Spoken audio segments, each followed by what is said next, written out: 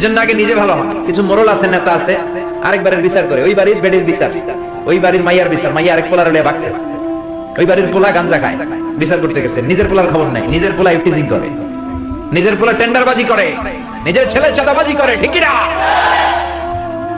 নিজের বউ পরকিয়া করে, নিজের ঘরে ইসলাম নাই, নিজের ঘরে ভদ্রতা নাই, নিজের ঘরে শান্তি নাই, আরেক ঘরে শান্তি আনতে যায়। এরকম আছে না নাই? কিন্তু বিশ্বনবী এমন নবী, নিজে কোনো কিছু বাস্তবায়ন না করে অন্যরে বলতেন না, সুবহানাল্লাহ। আবার বিশ্বনবী বলতেন, ওয়াতিতু খামসান লাম ইয়াতাহুন্না আহাদুন ক্বাবলি।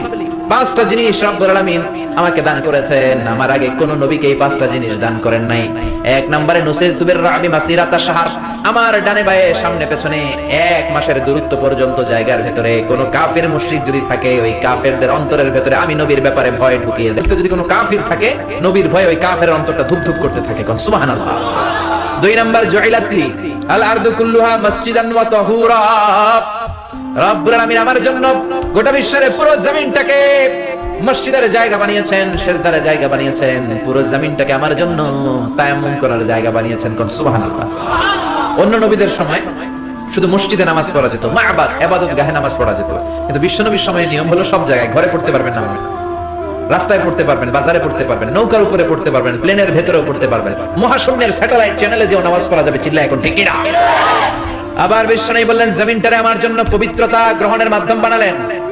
অজুর পানি নাই, কোথাও এক ফোঁটাও পানি নাই, মরুভূমির মাঝখানে নামাজের সময় হয়েছে, তায়াম্মুম করে নামাজ পড়ার সিস্টেম দিয়েছে কে? এই সিস্টেমটা আমরা বিশ্বনবীর একমাত্র কুমারী বউ মা আয়েশার কারণে পেয়েছি, ঠিক কি না? মা আয়েশা আবার বলতেন, আমার আল্লাহ এমন 5টা জিনিস দিয়েছে দুনিয়ার কোনো নারীকে দেয় নাই, এমনকি বিশ্বনবীর অন্য বিবিদের কেউ দেয় নাই। 1 নম্বরে আমি হলাম বিশ্বনবীর একমাত্র কুমারী বউ, বাকি সব বউগুলো ছিল বিধবা। সুবহানাল্লাহ পড়েন। 2 নম্বরে আমার ঘরে বিশ্বনবীর কবর। 3 নম্বরে বিশ্বনবী যখন ইন্তেকাল করে, বিশ্বনবীর মাথাটা ছিল আমার কোলের মধ্যে, আমার কোলের মধ্যে বিশ্বনবী মাথা রেখে ওনার শেষ নিঃশ্বাস ত্যাগ করেছে, চিল্লা এখন সুবহানাল্লাহ। 4 নম্বরে মা আয়েশা বলতেন, আমি যখন বিশ্বনবীর সাথে এক লেপের নিচে ঘুমাতাম, তখন কোরআনের আয়াত নাজিল করতো কে? অন্য বিবির সাথে এক লেপের নিচে থাকা অবস্থায় কোরআন নাজিল হতো না।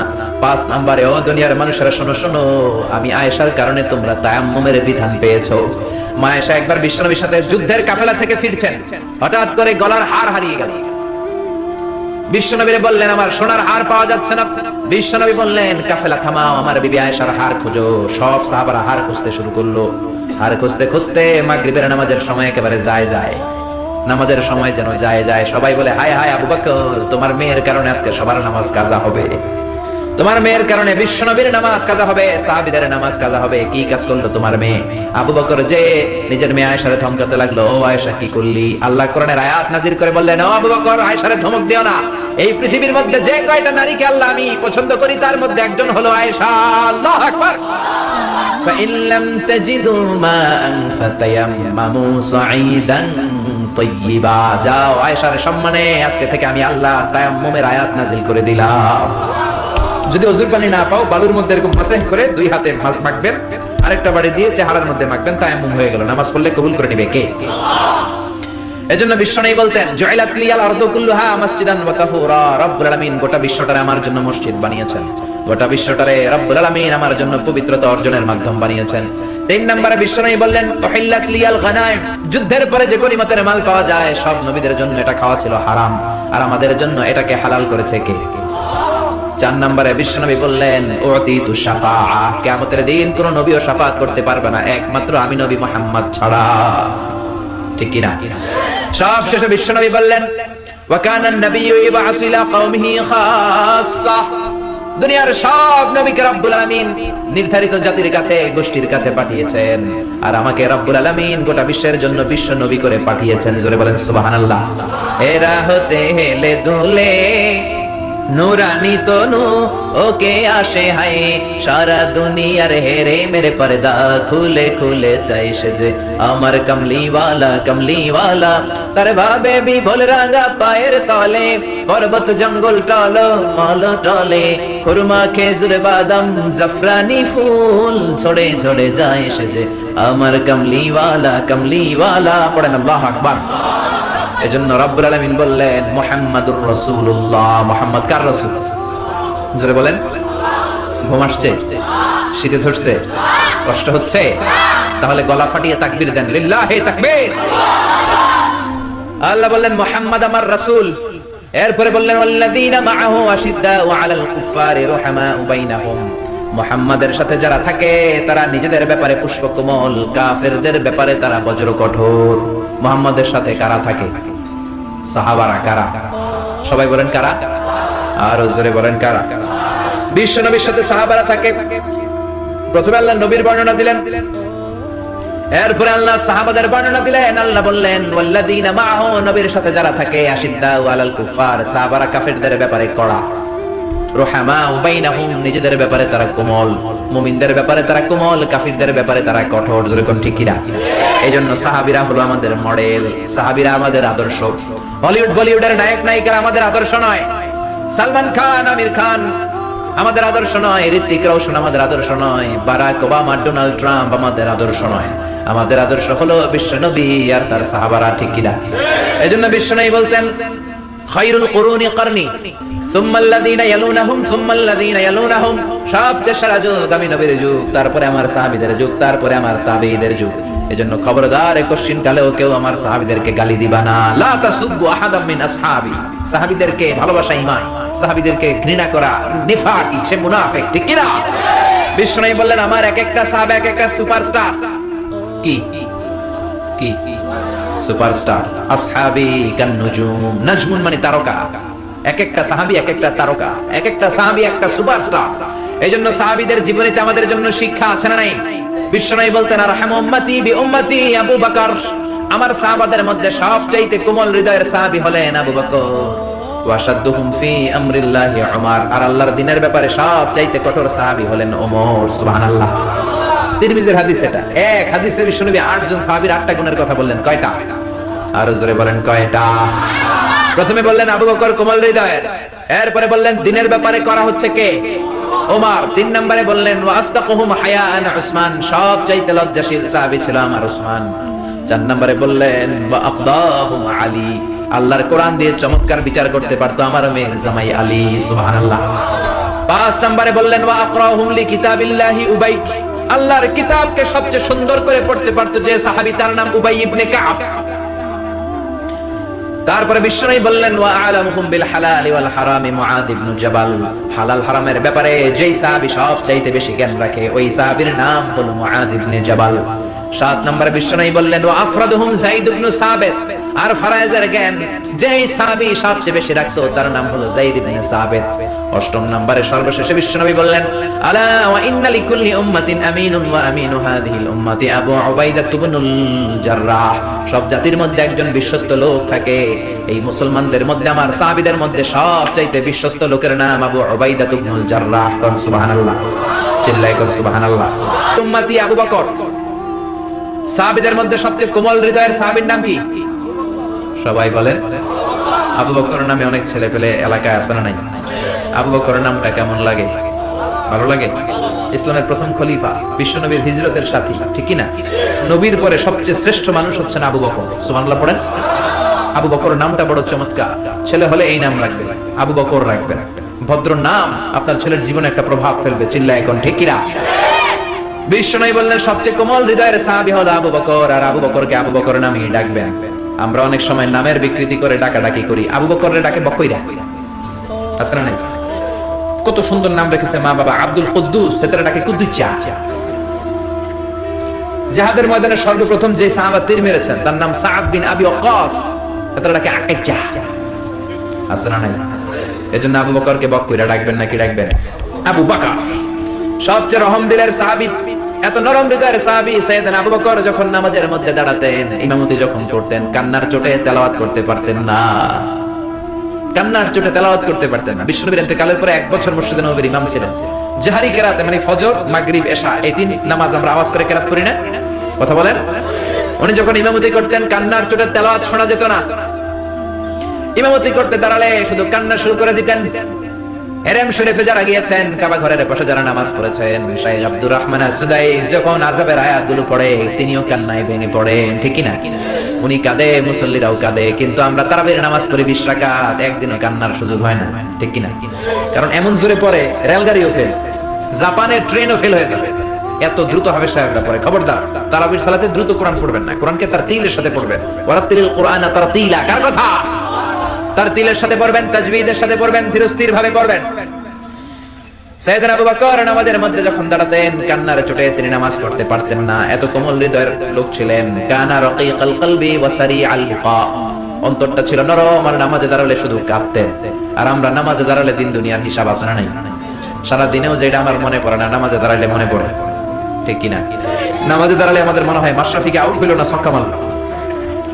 নামাজে দাঁড়ালে আমাদের মনে হয় শেয়ার বাজার উঠলো না নামলো। নামাজে দাঁড়ালে মনে হয় হিন্দি সিরিয়াল শুরু হলো নাকি কারেন্ট চলে গেছে। জলিগন, ঠিক কিনা? অনেক ধরনের চিন্তা নামাজের মধ্যে আছে না নাই? সাহাবীরা যখন নামাজে দাঁড়াতেন, মরুভূমিতে সাহাবারা যখন নামাজ পড়তেন, আকাশের পাখিগুলো খেজুর গাছ মনে করে সাহাবীদের মাথায় এসে বসে যেত। পাখিগুলো মনে করতো এগুলো মানুষ না, এগুলো খেজুর গাছ, কারণ নড়ে না চড়ে না, ঠায় দাঁড়িয়ে আছে। আল্লাহু আকবার। বিশ্বনবীর মেয়ের জামাই আলীর পায়ের মধ্যে তীর ঢুকলো, তীর। ব্যথার চোটে চিল্লায়, কেউ তীর বের করতে পারে না। তীর বের করার জন্য টান দিলে চিৎকার মেরে ওঠে। বিশ্বনবী বেলাল রে বললেন, ইয়া বেলাল আকিমিস সালাহ, আযান দাও, নামাজ কায়েম করো। আরেক সাহাবীরে বললেন, ও সাহাবী, তুমি তৃতীয় রাকাতে নামাজে শরীক হবা। আমি যখন এক রাকাত শেষ করে দ্বিতীয় রাকাতে দাঁড়িয়ে কেরাত শুরু করব, তুমি কাতারের মাঝখান দিয়ে যে আলীর পায়ের তীরটা গায়ে যত শক্তি আছে শক্তি দিয়ে টান দিয়ে বের করবা।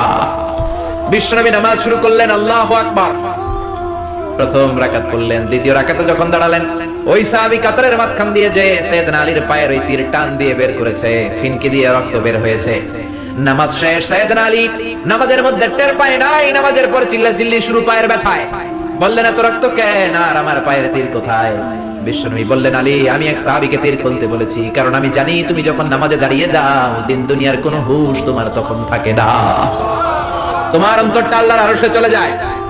নামাজের আগে টানাটানি করে লাভ হয় নাই। নামাজ পড়া অবস্থায় তুমি এমন ধ্যানের ভেতরে চলে গিয়েছো, তোমার পা থেকে জোর করে তীর বের করা হয়েছে, ফিনকি দিয়ে রক্ত বের হয়েছে, নামাজের জায়গায় রক্তের সয়লাভ, কিন্তু এক বিন্দুর জন্য তুমি টের পাও। আছে না নাই? মসজিদের ডানে বায়ে জানলা থাকলে নামাজে পড়ে আবার জানলা দিয়ে ভেবে তাকাই, আছে না নাই? নামাজে পড়ি মসজিদের ঘড়ির দিকেও তাকাই, কয়টা বাজে? এরকম মুসল্লি আছে না নাই? বিশ্বনবী বললেন, সল্লু সলাতা মুআদ্দিয়া, বিদায়ী নামাজ পড়ো।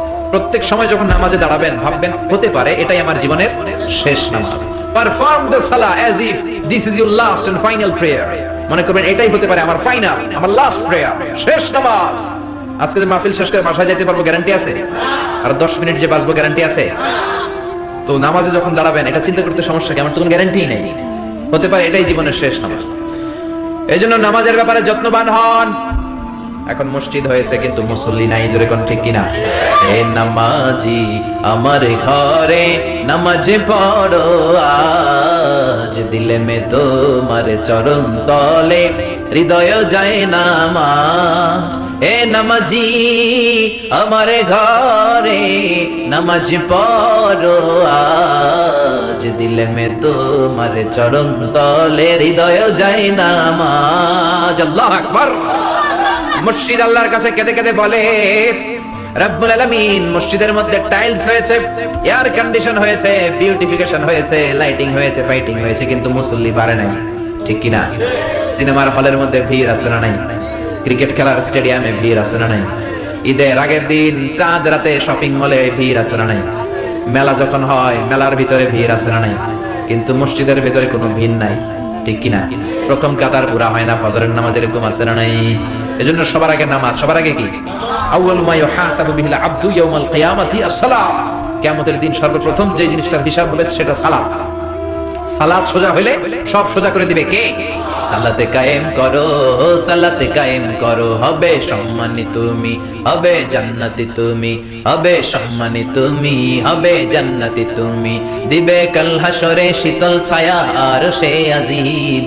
রব্বিয়াল আলা রব্বিয়াল আযীম, রব্বিয়াল আলা রব্বিয়াল আযীম। পড়েন আল্লাহু আকবার। এজন্য নামাজ যেন আমাদের হয় সাইয়েদনা আবু বকরের মতো। উনি ছিলেন কোমল হৃদয়ের অধিকারী। কোনদিন ওনার খেলাফতের আমলে কাউরে ধমক দেন নাই, রক্তচক্ষু দেখান নাই, সবার সাথে কোমল আচরণ করেছেন। এজন্য বিশ্বনবী বলতেন, আরহামু উম্মতি বি উম্মতি আবু বকর। আমার সাহাবা আবু বকর, তিনি হলেন আমার উম্মতের মধ্যে সবচাইতে রহম দিল, কোমল হৃদয়ের। জোরে কোন ঠিক কিনা? 2 নম্বরে বিশ্বনবী বললেন, ওয়া আশাদ্দুহুম ফি আমরিল্লাহি উমর। আল্লাহর দ্বীনের ব্যাপারে সবচেয়ে কঠোর ছিল কে? আর জোরে বলেন কে? আল্লাহর দিনের ব্যাপারে কোনো কথা নাই, ওনার মুখের আগে হাত চলতো, মুখের আগে লাঠি চলতো। আমরা একামত দিলে ইমাম সাহেবরা কিবলামুখী হয়ে দাঁড়িয়ে থাকি, আর একামত চলার সময় সাইয়েদনা ওমর মুসল্লিদের দিকে তাকায় থাকতেন, কার পা পাকা, পাকা হইলে লাঠির বাড়ি আছে না নাই? এখনো যদি বাংলার জমিনে জায়গা মতো লাঠির বাড়ি দেয়া যেত, সবাইরে সোজা করে দিত কে? লাঠির বাড়ি নাই, ওই উমরের বাড়ি নাই, তো এই জন্য এত টেন্ডারবাজি, চাঁদাবাজি, দুর্নীতি, হত্যা, গুম, ঠিকই না?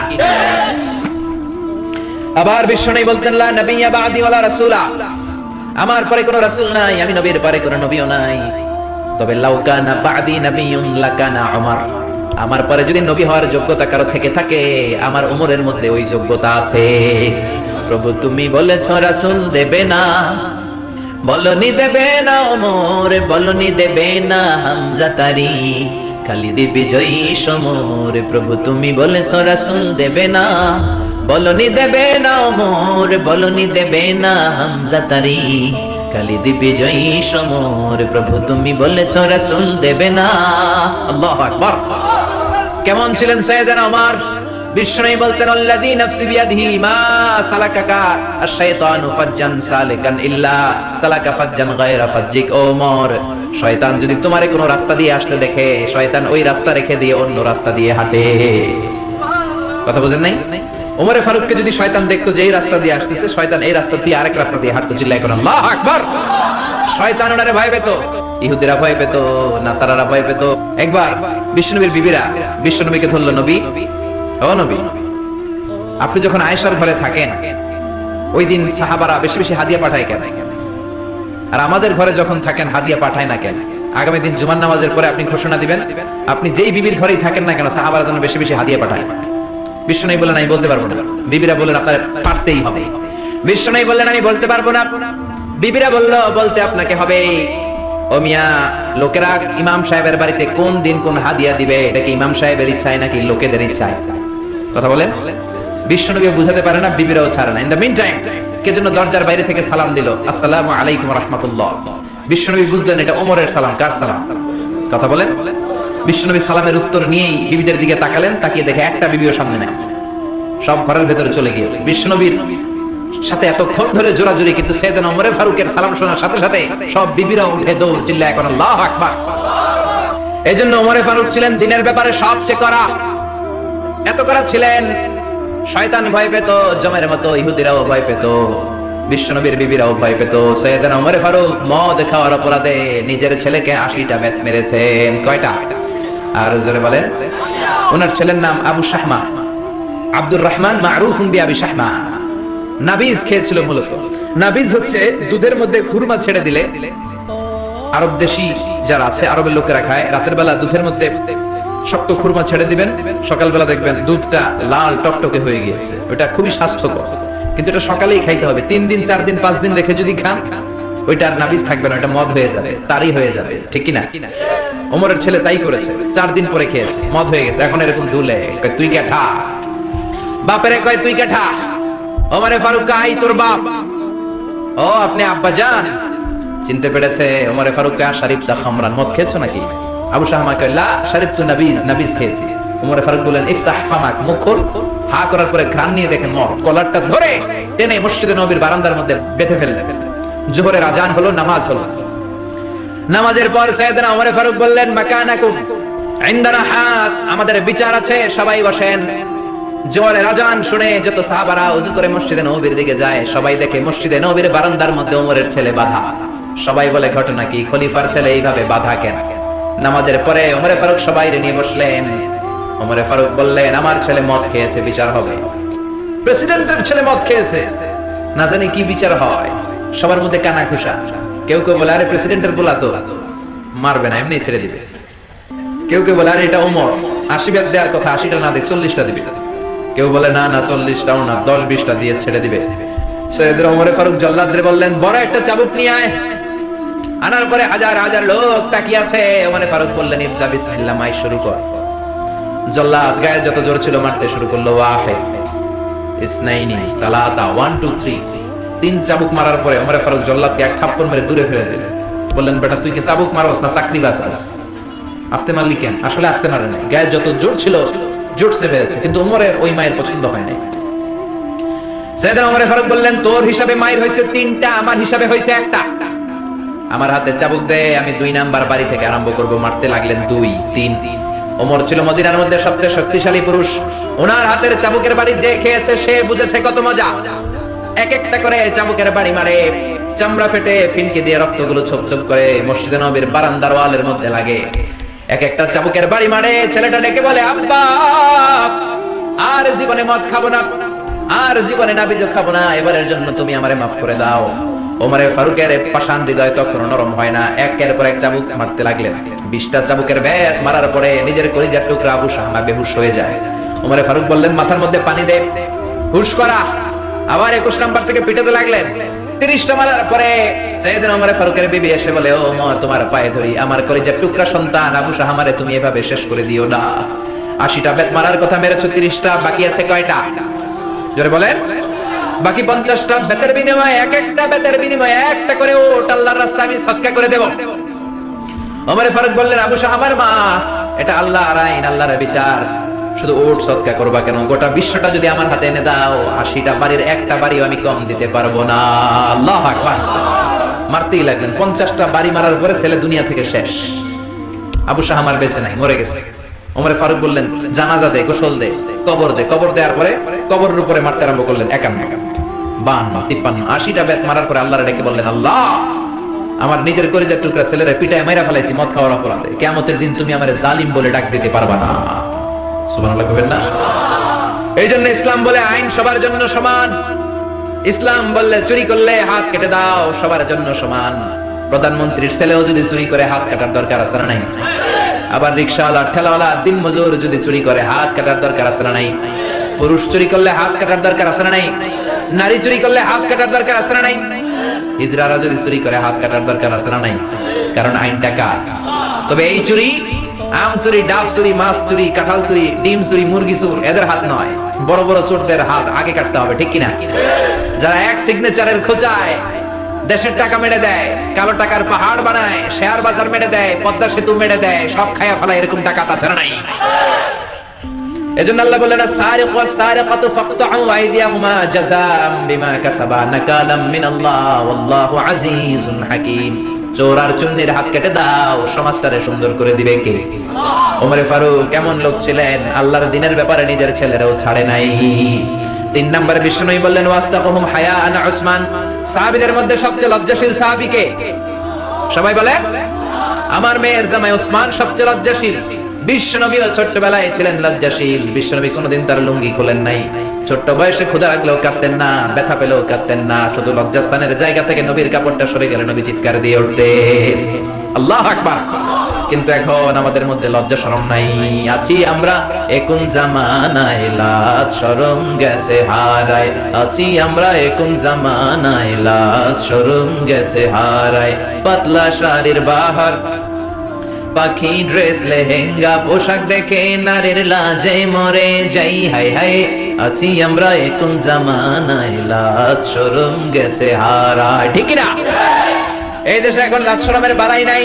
মেয়েদের পোশাকের এত মারাত্মক অবস্থা, যুবক ছেলেগুলোর চরিত্র শেষ, মেয়েদের চলাফেরার এমন মারাত্মক অবস্থা, সামাজিক অবক্ষয় একেবারে চূড়ান্তে, ঠিক কিনা? আপনাদের উপকূলীয় এলাকায় তো এগুলো নাই না? আজকে আমি আসার পথে খুব মেয়েটে আমার চোখে পড়ে নাই। আমি শুনেছি সাগর পাড়ের লোকেরা খুব নামাজি হয়, পর্দাশীল হয়। 1-2টা মেয়ে আমি দেখেছি রাস্তায়। রাত্রে এই কারণে, দিনের বেলা ঠিকই আছে, দুনিয়া কে মজ্জা লাল্লা, দুনিয়া তো মারি হ্যাঁ, নাকি? এজন্য খবরদার, মেয়েদেরকে পর্দা করাবেন। লাজুকতা ইসলামের গুরুত্বপূর্ণ অংশ। আল হায়াউ শু'বাতুম মিনাল ঈমান। লজ্জা হলো ঈমানের অঙ্গ। যার লজ্জা নাই তার ঈমান নাই, জোরে কোন ঠিক কিনা? এজন্য বিশ্বনবী বলেছেন, ওয়াস্তাকুহুম হায়াআন উসমান। সবচেয়ে বেশি লজ্জাশীল ছিল উসমান। তারপরে বিশ্বনবী বললেন, ওয়াকদাহুম আলী। সবচেয়ে ভালো কোরআন দিয়ে বিচার করতে পারতো আমার আলী। বিচার যদি করতে হয়, একটা কিতাবের আলোকে বিচার করতে হবে মুসলমানের। চিল্লায় বলেন, কিতাবটার নাম কি? এই কোরআন দিয়ে ঘুষ খাওয়ার কোনো সুযোগ থাকে? ওই বিচারে কোনো মিথ্যা সাক্ষী থাকে? ওই বিচারে কোনো স্কাইপি কেলেঙ্কারি থাকে? ওই বিচারে ঘুষ দেওয়ার কোনো সুযোগ থাকে? এজন্য বিশ্বনবী বললেন, মান ক্বালা বিহি সাদাকা। যে কোরআন দিয়ে কথা বলে সত্য বলে। ওমান আমিলা বিহি উজরা। কোরআন দিয়ে আমল করলে আমলনামায় সওয়াব দেয় কে? ওমান হাকামা বিহি আদালা। কোরআন দিয়ে বিচার করলে ওই বিচারের মতো শ্রেষ্ঠ বিচার আছে নাকি? আছে, আছে। 5 নম্বরে বিশ্বনবী বললেন, আকরাহুম উবাই।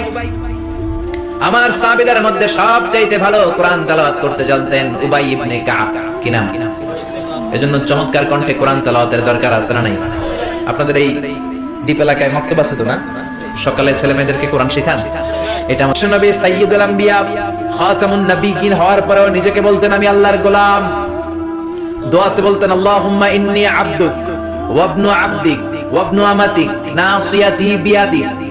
বিশ্বনবী বলতেন আল্লাহ আমি আপনার গোলাম, গোলামের ঘরের গোলাম, বান্দির ঘরের গোলাম, আমার 14 গোষ্ঠী আপনার গোলাম। বিশ্বনবী নিজের কি বলতো? আল্লাহ আমি গোলাম। নিজেকে রাসূল বলার আগে আগে বলতো ইন্নী আব্দুল্লাহি ওয়া রাসূলু, আমি আল্লাহর আব্দ, গোলাম এবং তার রাসূল। ঠিক কি না? এজন্য সবচেয়ে বিনয়ী ছিলেন বিশ্বনবী, সবচেয়ে কোমল আচরণের ছিলেন বিশ্বনবী। তাই বিশ্বনবীর সম্মানকে বাড়িয়ে দিয়েছে কে? বন্ধুদের সাথে বিনয়ের আচরণ করতেন, সহকর্মীদের সাথে বিনয়ের আচরণ করতেন, স্ত্রীদের সাথেও বিনয়ের আচরণ করতেন, ছোট্ট বাচ্চাদের সাথেও বিনয়ের আচরণ করতেন। সুবহানাল্লাহ, কি মেজাজ আল্লাহ তাকে দিয়েছেন, কি ব্যক্তিত্ব আল্লাহ তাকে দিয়েছেন। The most amazing personality ever in the world. পৃথিবীতে বিশ্বনবীর চাইতে শ্রেষ্ঠ ব্যক্তিত্ব আর হতে পারে? বিশ্বনবীর গোলাম, বিশ্বনবীর খাদেম ছিল আনাস, 8 বছরের ছোট্ট আনাস। আনাসের মা এসে বলে নবী খোয়াই দিমুকা আনাস, আমার ছেলের আপনার খাদেম বানিয়ে দিয়ে গেলাম। বিশ্বনবী বললেন ঠিক আছে আমি গ্রহণ করলাম। ছোট্ট আনাস আর কি করবে? বিশ্বনবীর মেসওয়াক টেনে দেয়, ওযুর পানি এনে দেয়, বিশ্বনবীর জামা কাপড় এনে দেয়। বিশ্বনবী একদিন আনাসরে বললেন ও আনাস আমার শাম দেশের জুব্বাটা ঘর থেকে নিয়ে আসো। বিশ্বনবী জুব্বা শামিয়া পছন্দ করতেন। আনাস শাম দেশের জুব্বা আনতে যে প্রতিমধ্যে ছোট্ট মানুষ তো মদিনার ছেলে মেয়েরা কুতকুত খেলে, ওইখানে দাঁড়ায় গেল। বিশ্বনবী যে জামা আনতে বলছে ভুলেই গেলেন, দাঁড়িয়ে খেলতে আরম্ভ করলেন। আধা ঘন্টা 1 ঘন্টা হয়ে যায়, নবীর জামা আসে না। নবী ভাবলেন কিরে আনাস কখন পাঠালাম জামা আনতে, আনে না কেন? মনে হয় ভুলে গেছে। যাই কি আর করা, নিজের জামা নিজেই নিয়ে আসি। তো জামা আনতে গেলেন, নিজেই বেরোলেন। মদিনার প্রতিমধ্যে দেখলেন যে আনাস বাচ্চাদের সাথে খেলে। বিশ্বনবী কিছুই বললেন না, নিজেও যে খেলা দেখতে শুরু করলেন। আনাস খেলতে খেলতে হঠাৎ আনাসের চোখ বিশ্বনবীর চেহারার দিকে পড়ল। পড়ার সাথেই মনে পড়ছে হায় হায় নবী না জামা আনতে পাঠাইছিল, ভুলে গেছি। আনাস বলে বিশ্বনবীরে দেখে আমার কলিজা আর এদিকে না, এদিকে উঠে গেছে ভয়। কিন্তু বিশ্বনবী আনাসের একটা ধমকও দেয় নাই, একটা গালিও দেয় নাই, চোখও গরম করে নাই, শুধু একটা মুচকি হাসি দিয়েছে। কি দিয়েছে? আনাস বলে বিশ্বনবীর সেদিনের এই মুচকি হাসির শাসন আমাকে আজীবন সোজা রাস্তায় রেখেছে। মুচকি হাসি দিয়েও শাসন করা যায়, ব্যাত লাগে না, ধমকি লাগে না, চিল্লায় বলবেন ঠিক কি না? এই নবী যেদিকেই তাকাবেন নবীর আদর্শ আর আদর্শ। খাদেমদের সাথে এত চমৎকার আদর্শ ছিল, সাহাবীদের সাথেও বিশ্বনবী চমৎকার আদর্শের অনুপম নিদর্শন রেখেছেন। সাহাবীদের সাথে যখন বসতেন সব সময় খোশ মেজাজে থাকতেন, সব সময় চমৎকার মেজাজ নিয়ে কথা বলতেন। সাহাবাদেরকে নিয়ে বিশ্বনবী একবার খেজুর খেতে বসলেন। খেজুর তো সবাই খেজুর খেয়ে বিচি সামনে রাখে, বিশ্বনবী খেজুর খেয়ে বিচি সামনে রাখে না। পাশে বসেছে ওনার মেয়ের জামাই আলী। আলী যেখানে বিচি রাখে ওইখানে বিশ্বনবী রাখেন। খেজুর খাওয়া শেষ, বিশ্বনবী বললেন মান মিন্না আকসারু মুতানাওয়ালান আর-রতাবা, চলো দেখি তো কে বেশি খেজুর খাইলো। সবাই গুনতে আরম্ভ করলো, গুনে দেখে সবার সামনে সমান সংখ্যক খেজুরের বিচি। বিশ্বনবীর সামনে কোনো বিচি নাই, কিন্তু আলীর সামনে বিচি ডবল। বিশ্বনবী বললেন দেখো দেখো এমন খাদক জামাই আল্লাহ আমারে দিয়েছে, সবাই খেয়েছে কম, আলী খেয়েছে বেশি। সাইয়েদনা আলী বললেন দেখেন আমার শ্বশুর তো কম খেতে পারে না, উনিও খাইছে অনেক। আমাদের সবার সামনে খেজুরের বিচি আছে, দেখো নবীর সামনে কোনো বিচি নাই। তার মানে নবী যখন খেজুর খাইছে খেজুরের সাথে বিচিও মাইরা দিছে। কি সুন্দর রসিকতা, সুবহানাল্লাহ। বন্ধুদের সাথে উত্তম আদর্শ, বিবিদের সাথে উত্তম আদর্শ, বিবিদের সাথে ভালো আচরণ করতেন। বিশ্বনবীর 11 জন স্ত্রী ছিল, 2 জন দাসী ছিল। সব সময় বিবিদের সাথেও খোশ মেজাজে চলতেন। আগে আগে বিশ্বনবী তার বিবিদেরকে সালাম দিয়ে দিতেন, আগে সালাম দিতেন। আয়েশা বলে আমি 10টি বছর বিশ্বনবী সংসার করলাম, একদিন আগে সালাম দিতে পারিনি। মাঝে মাঝে ভাবতাম আজকে আমি দিব আগে, দরজার চিপায় লুকায় থাকতাম যে নবী আসার আগে আমি দিয়ে দিব। কিন্তু বিশ্বনবী দরজার অনেক দূরে থাকতে আওয়াজ করে বলতেন আসসালামু আলাইকুম ওয়া রাহমাতুল্লাহি তাআলা ওয়া বারাকাতুহু। এজন্য স্ত্রীকে সালাম দিবেন। আপনারা বিবিরে সালাম দেন তো? দেন দেন না? সালাম দিবেন, স্ত্রীকে সালাম দিবেন, স্ত্রীকে ভালোবাসবেন।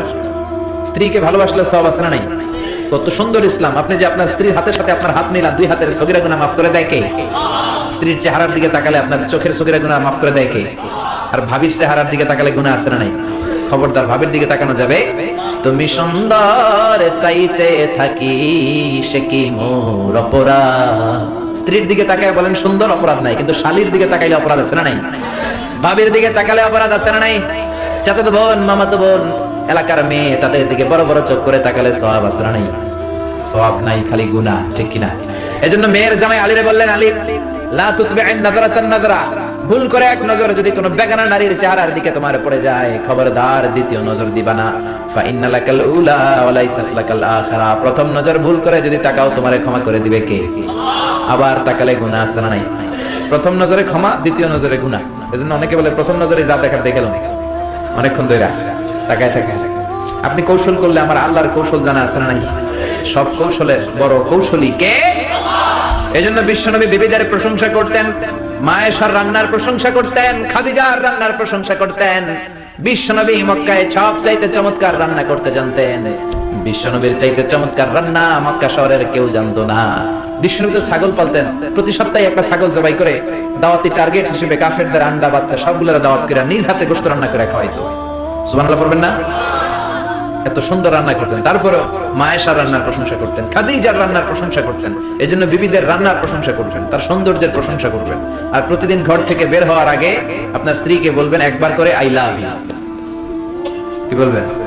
বলবেন না? মুরব্বিরা কয় না, কম না বললেন। আর বিবিরাই তো বলবেন, নিজের বিবিরে বললে সওয়াব আছে না নাই? স্ত্রীর প্রশংসা করলে স্ত্রী খুশি হয়, নারীরা খুশি হয়, প্রশংসা পেতে চায়। আপনার ওয়াইফ আপনার জন্য সাজে, আপনি যদি একদিনও না বললেন তোমার সুন্দর লাগতেছে, আর আরেক বেটা যদি কয় ভাবি আপনার সুন্দর লাগে, ঝামেলা হবে না?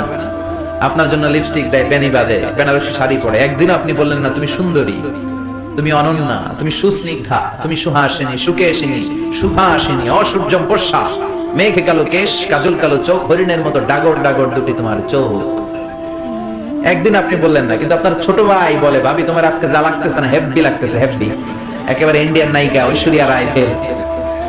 তো আপনার ছোট ভাই যদি এগুলো বলে আর আপনি মুখ গোমরা করে রাখেন, ঘরের ভিতরে ভেজাল আছে না নাই? এজন্য বিবির রান্না, বিবির সৌন্দর্য, তার কাজের প্রশংসা করবেন, বলবেন যে তুমি অনেক ভালো, তোমাকে আমি অনেক ভালোবাসি, তুমি আমার কৈতরি, তুমি আমার টুনটুনি, তুমি আমার পরাণের পরাণ। বিবিরে বলবেন, হাসার তো কোনো কারণ নেই। শালীরে তো বলতেছেন না, ভাবিরে তো বলছেন না, ঠিক কিনা? তাহলে ঘরটারে জান্নাতের ঘর বানায় দিবে কে? বিশ্বনবী বললেন নিজের বিবির সাথে প্রেম বিনিময় করলেও সওয়াব আছে না নাই? ওয়াফি বুদআই আহাদিকুম সাদাকা, তোমরা যে বিবাহের পরে তোমাদের স্ত্রীদের সাথে মেলামেশা করো তাতেও সদকা দেওয়া সওয়াব। এক সাহাবী বললেন ইয়া রাসূলুল্লাহ কাইফা যালিক, এটা আবার কেমন কথা, বিবির সাথে মেলামেশা করলে কেমন করে সওয়াব হয়? বিশ্বনবী বললেন সাহাবীরে, এই মেলামেশাটা বিবির সাথে না করে যদি পরকিয়া করে ভাবির সাথে করতা, পাশের বাড়ির মহিলার সাথে করতা, তাইলে গুনাহ আছে না নাই? অন্য মহিলার সাথে প্রেম বিনিময় করলে যদি গুনাহ হয়, নিজের বিবির সাথে প্রেম ভালোবাসা বিনিময় করলে সওয়াব হয়। সুবহানাল্লাহ। এজন্য স্ত্রীর প্রশংসা করতে রাজি আছেন? এক লোক মাহফিলের মধ্যে অনেক শুনছে যে বিবিকে আগে সালাম দিতে হবে, বিবির বেশি বেশি প্রশংসা করতে হবে। তো ভাবলো আজীবন যৌতুকের লাগে বউরে কিলাইলাম, আজকে সালাম দিব আগে, যেহেতু ওয়াজে হুজুরে বলেছে, আর তার রান্নারও প্রশংসা করবো। তো বাড়িতে যেই বিবিরে প্রথম সালাম, বিবি কয় কি রে আজকে সূর্য উঠছে কোন দিক দিয়া? আজীবন আমার কিলায় যৌতুকের লাগে, আজকে সালাম দেয়, ঘটনা তো ভালো না? রাত 12টার দিকে আসছে, মাহফিল টাফিল শুনে দরজা খুলে দিছে, স্বামী কয় খাবার দাও, ডাইনিং টেবিলে খাবার দিয়েছে। তো স্বামী খাবার খায়, স্ত্রী খাবার বেড়ে বেড়ে প্লেটে দেয়, আর স্বামী মিটি মিটি হাসে। বেবি বলে রাত বাজে 1টা, মাহফিল শুনে আসছে, ভালো কথা, খাইতেছো, মিটমিট হাসো কেন? স্বামী বলে হাসতেছি তার কারণ আজকে তোমার গরুর গোশতের রান্নাটা এত মজা হয়েছে না, এত মজার গরুর গোশত জীবনে খাই নাই, রান্না মজা হয়েছে শুনে। বউ তো তেলে বেগুনে জ্বলে আসছে, কি রান্না মজা হয়েছে মানে? বিগত 10 বছর ধরে তোমার রান্না করে খাওয়াই, একদিনও রান্নার প্রশংসা করলা না। আর আজকে পাশের ঘরের ভাবি একটু গরুর গোশতের তরকারি পাঠাইছিল, ওই গরুর গোশতের তরকারি দিয়েই তোমার রাতের খাবার দিছি, ঘরে আর কিছু রান্না টান্না করি নাই। ওই মহিলার হাতের গরুর গোশতের রান্না তোমার এত ভালো লাগছে, খাও, জন্মের খাওয়া খাওয়া, আর রান্ধো না। এরকম না বুঝে যদি উল্টাপাল্টা প্রশংসা করেন তাহলে ভেজাল আছে না নাই? এজন্য স্ত্রীদের প্রশংসা করবেন, স্ত্রীকে ভালোবাসবেন, ফ্যামিলিটারে জান্নাতি ফ্যামিলি বানায় দিবে কে? বিশ্বনবী বিবিদের সাথে ভালো আচরণ করতেন, আগে আগে সালাম দিতেন, তাদের সুখ দুঃখের সাথী হয়ে যেতেন। তার মানে বিশ্বনবী খাদেমদের সাথে ভালো, বন্ধুদের সাথে ভালো। বিশ্বনবী ছিলেন তার বিবিদের সাথেও ভালো। আবার বিশ্বনবী ছোট বাচ্চাদের দেখলে আদর করতেন। এমন কোন ছোট বাচ্চা নাই যে বাচ্চার মাথায় বিশ্বনবী হাত বুলায় না। আল্লাহু আকবার। আমরা আতর ব্যবহার করি এই জায়গায়, বিশ্বনবী আতর ব্যবহার করতেন হাতের এই জায়গায়, আর ওই ব্যবহার করা আতর দিয়ে বিশ্বনবী মদিনার সব বাচ্চাদের মাথায় হাত বুলিয়ে দিতেন। আর বিশ্বনবীর ব্যবহার করা আতরের ঘ্রাণে পুরো মদিনা শহরে আমোদ হয়ে যেত। দুই নাতি ছিল বিশ্বনবীর, হাসান আর হুসাইন, তাদেরকে অনেক ভালোবাসতেন। বিশ্বনবী বলতেন রাইহানাতাইন, হাসান হুসাইন হলো আমার সুগন্ধি, হাসান হুসাইন হলো আমার পারফিউম। হাসান হুসাইনের দেহের এমন কোন জায়গা নাই যেই জায়গায় বিশ্বনবী দুই ঠোঁট দিয়ে চুমা দেয় নাই। বিশ্বনবী নিজে ঘোড়া সাজতেন, হাসান কাঁধের উপর দাঁড়াতো, হাসান নামলে আবার হুসাইন উঠতো, হুসাইন নামলে হাসান উঠতো। গোটা বিশ্বের সর্দার, সব নবীদের সর্দার বিশ্বনবীর হাসান হুসাইন ঘোড়ার মতো ঘোড়া বানিয়ে খেলতো। সুবহানাল্লাহ। হুসাইন একবার বিশ্বনবীর প্রশ্ন করলেন, নানা মানিল আমজাদ ইলাল্লাহ, বলেন তো নানা আল্লাহর কাছে কে বেশি দামি, আপনি নাকি আমি? বিশ্বনবী বললেন, হুসাইন আনাল আমজাদ, আমি বেশি দামি। হুসাইন বলল, নানা জি আমি মানি না, আনা লা ওয়াফিক, আমি মানি না নানা। কেমন করে আপনি আমার চাইতে বেশি দামি হন? আপনার চাইতে আমি বেশি দামি। বিশ্বনবী বললেন, হুসাইন আমি হলাম নবীদের নবী, আখির নবী বিশ্ব নবী, আর তুমি হলা আমার উম্মত, তোমার চাইতে আমি বেশি দামি। হুসাইন বলে, নানা জি আপনি ভুল বললেন, আপনার চাইতে আমি হুসাইন বেশি দামি। সুবহানাল্লাহ বলবেন না? বিশ্বনবী বললেন, কাইফা যালিক, কেমন করে এটা? হুসাইন বলল, নানা জি তাহলে বলেন তো আপনার আব্বার নাম কি? বিশ্বনবী বললেন, আমার আব্বার নাম হলো আব্দুল্লাহ। কি নাম? হুসাইন বলেন, আনা খালি আব্দুল্লাহ, লাইসা ক্বাবলাহু ওয়ালা বা'দাহু শাই। খালি আব্দুল্লাহ, সামনেও কোনো টাইটেল নাই, পিছনেও কোনো টাইটেল নাই। আমার আব্বার নাম আপনি জানেন নাকি? আমার আব্বা হলো শেরে খোদা, দুনিয়ার সব কাফির মুশরিকদের জন্য আল্লাহ আমার আব্বারে বাগ বানিয়ে পাঠিয়েছে। আমার আব্বা সাধারণ কোনো মানুষ নয়, বিশ্বনবীর মেয়ের জামাই। আল্লাহু আকবার। আপনার আব্বা আব্দুল্লাহ কি কোনো নবীর মেয়ের জামাই নাকি? বলেন, আমার আব্বার নাম হলো আলী কাররামাল্লাহু ওয়াজহা। বিশ্বনবী বললেন, তাই তো, আসলে তো তোমার আব্বা বেশি দামি। আবার হুসাইন প্রশ্ন করলেন, নানা বলেন তো আপনার আম্মার নাম কি? কি নাম বিশ্বনবীর মায়ের? তোরা দেখে যা আমিনা মায়ের কোলে, মধু পূর্ণিমারি সেথা চাঁদ দোলে, যেন উষার কোলে রাঙা রবি দোলে। তোরা দেখে যা আমিনা মায়ের কোলে, কুল মখলুকে আজি ধ্বনি উঠে কে এলোই, কালিমা শাহাদাতের বাণী ঠোঁটে কে এলোই, পড়ে দুরুদ ফেরেশতা বেহেশতের দুয়ার খোলে। তোরা দেখে যা আমিনা মায়ের কোলে। আল্লাহু আকবার। বিশ্বনবী বললেন, আমার মায়ের নাম আমিনা। হুসাইন বলল, নানা জি আপনার মায়ের নাম যদি আমিনা হয়, জেনে রাখেন আমার মায়ের নাম হলো ফাতিমা। সাইয়্যিদাতুন নিসাই আহলিল জান্নাহ, জান্নাতে সর্বপ্রথম যেই মহিলাটা ঢুকবেন ওই মহিলাটা হলো আমার আম্মা জান ফাতিমা। বিশ্বনবী ফাতেমারে এত ভালোবাসতেন। বিশ্বনবী বলতেন, যে ফাতেমারে কষ্ট দেয় সেজন্য আমি নবীরে কষ্ট দেয়, আর যে ফাতেমার মনের মধ্যে আনন্দ দেয় সেজন্য আমি নবীরে আনন্দ দেয়। বিশ্বনবী কোন সফরে গেলে সবার শেষে ফাতেমার সাথে দেখা করে বের হতেন, আবার সফর শেষ করে বাড়িতে আসার সময় সবার প্রথম ফাতেমার সাথে দেখা করতেন। ও নানা বলেন তো তাহলে কে দামি, আপনার আম্মা আমিনা নাকি আমার মা ফাতিমা? বিশ্বনবী আর কোনো কথা বলে না। হুসাইন একের পর এক প্রশ্ন বানে নানাকে জর্জরিত করছে, নানা এবার বলেন তো আপনার নানির নাম কি? বিশ্বনবী বললেন, হুসাইন আমার নানির নাম হলো বাররা বিনতে আব্দুল উজ্জা। হুসাইন বলে, নানা আপনার নানি বাররারে কেউ চিনে না। চিনেন আপনারা? অনেকে জানেই না, ওই যে কই নসিনি, আর নসিনি দে আমরা চিনি না বাররা বিনতে আব্দুল উজ্জা। হুসাইন বলে, নানা আপনার নানিরে তো কেউ চিনে না, বাররা নামটা কারো মুখস্থ নাই। আমার নানির নাম আপনি জানেন নাকি? আমার নানির নাম হলো খাদিজাতুল কুবরা তাহেরা। একটা মহিলাকে আরশের উপর থেকে আল্লাহ সালাম জানিয়েছেন, ওই মহিলাটাই আমার নানি খাদিজা। বিশ্বনবী খাদিজার এত ভালোবাসতেন। বিশ্বনবী বলতেন, আল্লাহ কিয়ামতের দিন যখন কেউ কাউরে চিনবে না, ওই কঠিন দিনে আমি যেন আমার প্রাণের খাদিজারে ভুলে না যাই। খাদিজা ইন্তেকালের পরে বিশ্বনবী নিজ হাতে দাফন কাফন করলেন, কবরের সামনে দাঁড়িয়ে দোয়া করলেন। দোয়ার পরে সব সাহাবীরা ঘরে ফিরে যায়। আবু বকর বললেন, নবী চলেন ঘরে ফিরে যাই, দাফন শেষ কাফন শেষ দোয়াও শেষ। বিশ্বনবী বললেন, না আবু বকর আমি যাব না, তুমি যাও, আমি কবরের সামনে দাঁড়িয়ে থাকবো।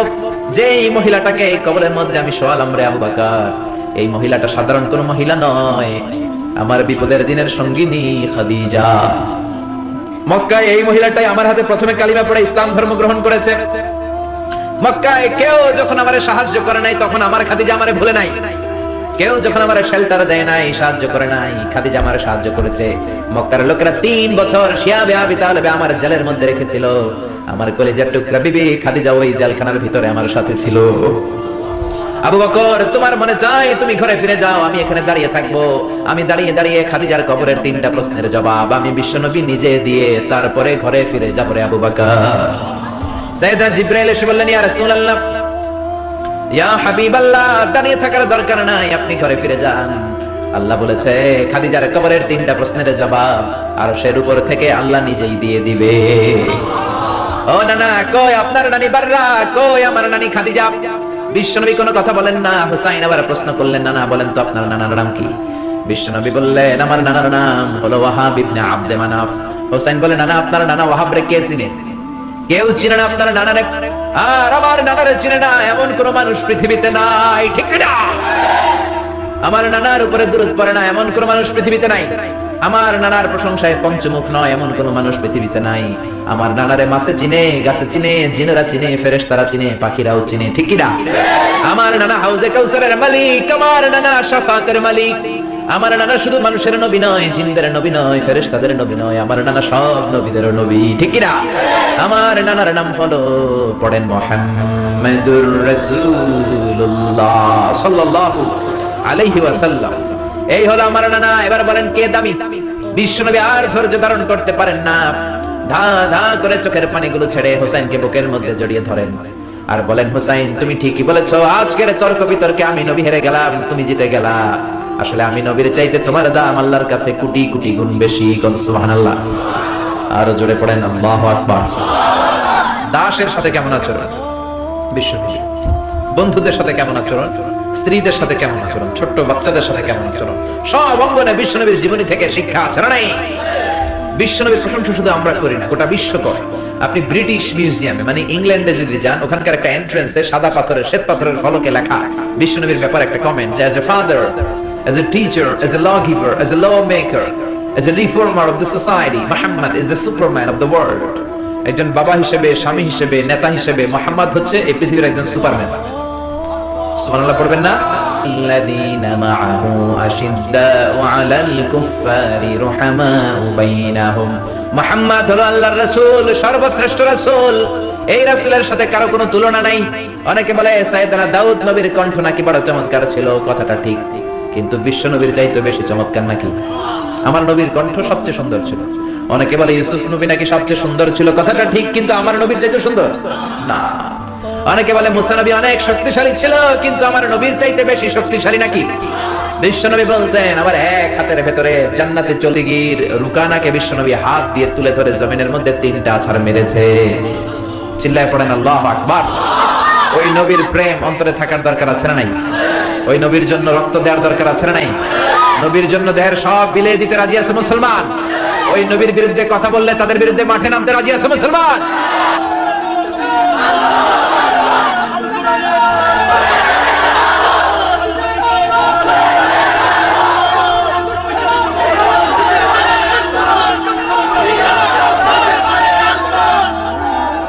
আল্লাহ আমাদের স্লোগানকে তুমি কবুল করো, বিশ্বনবীর শাফাআত নসিব করো, বিশ্বনবীর ভালোবাসা অন্তরে রেখে জান্নাতে যাওয়ার তৌফিক দান করো।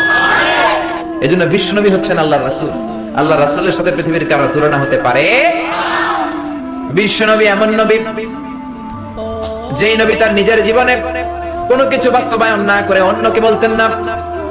এক সাহাবী এসে বলে, ইয়া রাসূলুল্লাহ, ইয়া হাবিবাল্লাহ, আমার ছেলেটা বেশি বেশি মিষ্টি খায়, কি খায়? কথা কন। আমার ছেলে মিষ্টি খায় বেশি, এত বেশি মিষ্টি কিনে দেওয়ার টাকা আমার নাই, আমার সামর্থ্য নাই, আমি কি করব? বিশ্বনবী বললেন, যাও এক সপ্তাহ পরে আমার কাছে ছেলেকে নিয়ে আসবা। তোমার ছেলে মিষ্টি বেশি খায় বুঝলাম, এক সপ্তাহ পরে নিয়ে আসবা। এক সপ্তাহ পরে বিশ্বনবী ছেলেরে বলল, বাবা মিষ্টি বেশি খাও নাকি? পছন্দ করে না? আপনাদের মাহফিলের এখানে বাজার বসছে না, ওইখানে কটকুটি জিলাপি এগুলো আছে না? দেখেন বাচ্চারা বাড়ি থেকে টাকা নিয়ে খালি ওই দিকে যায়, মাহফিলে আসলে না। বিশ্বনবী বাচ্চাটারে বললেন, ও ছেলে মিষ্টি বেশি খাও নাকি? ছেলে বলে, নবী আমি মিষ্টি বেশি খাই। শুনতেছেন? মাইক ম্যানের কথা কইছি, সবাই ওদিকে তাকায় আছে। বাস পড়ছে একটা, সবাই ওদিকে তাকায় আছে। পিছন থেকে ডাক দিলে সবাই এমনি তাকায়। বাংলাদেশিরা খুবই সহজ সরল মানসিকতার আমরা। এজন্য বিশ্বনবী বলেছেন, আহলুল জান্নাতি বালহা, বেশি সহজ সরল বোকা মানুষেরাই জান্নাতে প্রবেশ করবে। দুনিয়ার ব্যাপারে বোকা, কিন্তু আখিরাতের ব্যাপারে চালাক, ঠিক কি না? শুনতেছেন? নাজিমায় পড়ছেন? কষ্ট হচ্ছে না তো? রাত অনেক হয়েছে না? কয় না, রাত বাজে 10:30, কয় না। ওয়াজ অল্প শুনবে, আমল করবেন বেশি, কবুল করবে কে? বিশ্বনবী, বাবা মিষ্টি বেশি খাও নাকি? ছেলে বলে নবী বেশি খাই কারণ মিষ্টি আমার ভালো লাগে, মিষ্টি আমি পছন্দ করি। বিশ্বনবী ছেলেটারে বললেন, ও বাবা, তোমার বাবার এত টাকা নাই যে তোমার প্রতিদিন এত মিষ্টি কিনে দিবে, আজকে থেকে মিষ্টি খাওয়া কমায় দাও। ছেলে বলল ঠিক আছে নবী, কমায় দিব। ছেলের বাবা বলে, নবী এই কথা তো গত সপ্তাহে বলতে পারতেন, গত সপ্তাহে বললেন যেন আজকে আসি, আজকে আসার পরে যা বললেন এটা তো গত সপ্তাহে বলতে পারতেন।